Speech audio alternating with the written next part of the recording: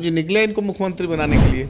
इस बार 2025 में पता चल जाएगा कि दल का क्या हालत है। इस बार विपक्ष का जो दर्जा मिलता है ना, वो भी नहीं मिलेगा। इस बार मतलब दहाई का आंकड़ा पाते पाते लाले पड़ जाएंगे। मुख्यमंत्री जी के नेतृत्व में एनडीए लड़ेगी चुनाव, तो वो जानते हैं कि आरजेडी समाप्त हो जाएगी। ये आरजेडी का समझिए कि आखिरी साल है इस दल का। माल महाराज के मिर्जा खेले होली, तो वही हाल उनका है। अरे आप विधायक के लाले पड़ जाते हैं। अब राघोपुर से 20 में हार जाते हैं। तो निकले मैदान में निकले, हर जगह बोले कि 15 साल वाला कार्यकाल बढ़िया था, नीतीश जी का कार्यकाल खराब था। जनता अपने बता देगी कि किसका कार्यकाल बढ़िया है। नमस्कार, न्यूज़ फॉर नेशन देख रहे हैं आप। मैं हूं आपके साथ धीरज सिंह। विधानसभा में कल राज्यपाल के अभिभाषण पर बहस के दौरान नेता प्रतिपक्ष तेजस्वी यादव और मुख्यमंत्री नीतीश कुमार आमने सामने दिखाई दिए। हमारे साथ थे लोजपा रामविलास के बिहार प्रदेश अध्यक्ष राजू तिवारी जी। सर, कल तेजस्वी यादव और मुख्यमंत्री नीतीश कुमार आमने सामने दिखाई दिए। अब तक आप लोग कहते थे कि 2005 का कार्यकाल जंगल राज से भरा था, लेकिन तेजस्वी यादव कह रहे हैं वो स्वर्णिम काल था। उन्होंने आंकड़ों से 2005 के बाद का शासनकाल 2005 के पहले से बेहतर खराब बताया। देखिए, जनता मालिक है। अगर वो 2005 के पहले के कार्यकाल को अगर बढ़िया मानते हैं तो ये उनकी संस्कृति है। बिहार की एक एक जनता से पूछिएगा ना, तो 2005 के कार्यकाल को, जो 15 साल का कार्यकाल था, उसको बिहार का सबसे बुरा और दर्दनाक और भयावह मानती है। तो ये संस्कृति उनकी रही है। कभी देखिएगा कि आगे वो लोग अगर निकले, हम तो चाहेंगे कि 2005 का जो पिछले 15 साल का उनका कार्यकाल उनके पिताजी का और माताजी का रहा, उसको लेके बाहर निकले ना। जनता मालिक है, इसमें कहने के व्याकुल होने की तो कोई बात ही नहीं है।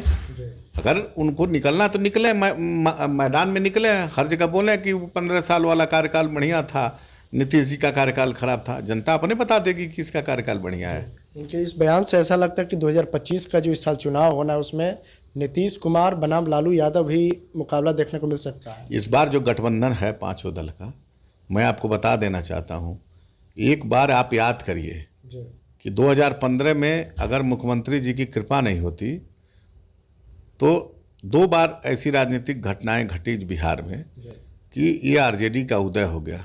नहीं तो आज आरजेडी नेस्तनाबूद हो जाती, आरजेडी पार्टी का सफाया हो गया होता। एक तो आप याद करिए 2015 और दूसरा 2020, किसके कृपा से कितना सीट मिला है ये बिहार की हर एक जनता जानती है। अरे मुख्यमंत्री जी की कृपा कहिए कि उनका दल जिंदा है और वो एक बार डिप्टी सीएम हो गए। नहीं तो अब निकले हैं ना। मान लीजिए, हम तो बड़े नेता हैं लालू जी, उनके बारे में कटाक्ष नहीं बोलना चाहते। लालू जी निकले इनको मुख्यमंत्री बनाने के लिए। इस बार 2025 में पता चल जाएगा कि दल का क्या हालत है। इस बार विपक्ष का जो दर्जा मिलता है ना, वो भी नहीं मिलेगा। इस बार मतलब दहाई का आंकड़ा पाते पाते लाले पड़ जाएंगे।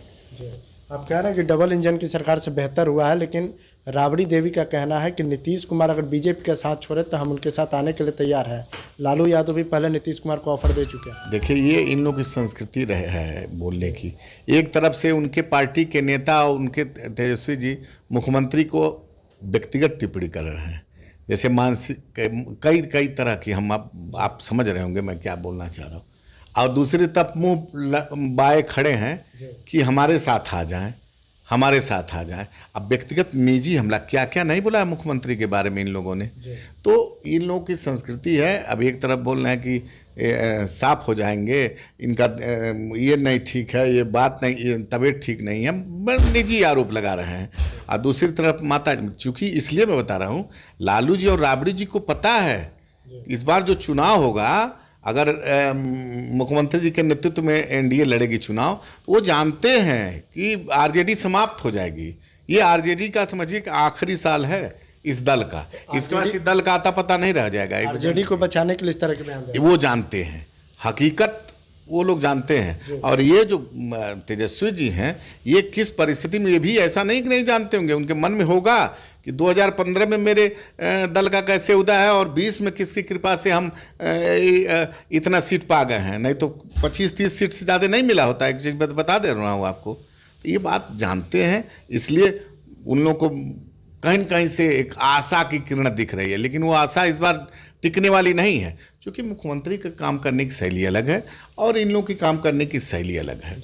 एक सवाल है सर कि मुख्यमंत्री ने कल अपने भाषण के दौरान तेजस्वी यादव को बच्चा कहा। अब आरजेडी कह रही है कि उसी बच्चा के पास अपनी पार्टी को बचाने के लिए नीतीश कुमार आए थे, वही बच्चा 2020 में चुनौती दिया था एनडीए को, अब वही बच्चा 2025 में नीतीश कुमार और एनडीए को हराएगा। अब देखिए, बच्चा नहीं है, आप ये देखिए, यही सब कहते हैं ना कि क्या किसकी संस्कृति है। नीतीश कुमार जी के तो बच्चे बराबर हैं। नीतीश कुमार जी लालू जी के साथ काम किए हैं। नीतीश कुमार जी लालू जी को कभी एक साथ रह करके उनको आगे, हमारे नेता भी थे, आदरणीय रामविलास पासवान भी थे, एक दौर था, सब लोग उनको किए हैं। लेकिन बच्चा बोल दिए तो आप इतना काबिल बन गए, उन्हीं के मंत्रालय में आप एक नौकरी दिए। अब बताइए, जिसके नेतृत्व में सरकार चलती है उनके सरकार के एक मंत्री थे, मान लीजिए डिप्टी सीएम थे, नीतीश जी की कृपा से ही ना डिप्टी सीएम, ये तो सीएम का व्यक्तिगत अधिकार होता है ना कि इसको अपने कैबिनेट में रखेगा। तो उसमें नौकरी दे दिए तो कहते हैं कि हम ही नौकरी दिए। वही एक हमारे नेता पद्मभूषण रामविलास पासवान जी कहते थे, माल महाराज के मिर्जा खेले होली, तो वही हाल उनका है। अरे आपको आप विधायक के लाले पड़ जाते, अब राघोपुर से 20 में हार जाते। आप सोचिए, मैं अब जो बता रहा हूँ, किसकी कृपा से आप विधायक हैं इस बार। जो आप चुनाव 20 में चुनाव जीते थे, आप अपना देश जोड़ लीजिए कि किसकी कृपा से आप हैं। तो इसलिए इस सब बातों पे नहीं जाना चाहिए। आज के डेट में पूरी बिहार की जनता नीतीश कुमार जी के नेतृत्व में विश्वास रखती है और नीतीश कुमार जी के नेतृत्व में ही पुनः मैं बता दे रहा हूँ, इस बार जो नारा है कि 2025 225 और फिर से नीतीश, निश्चित रूप से हमारे नेता आदरणीय चिराग पासवान जी भी तो बोल चुके हैं कि नीतीश कुमार जी के नेतृत्व में हम लोग चुनाव लड़ेंगे। बहुत बहुत धन्यवाद।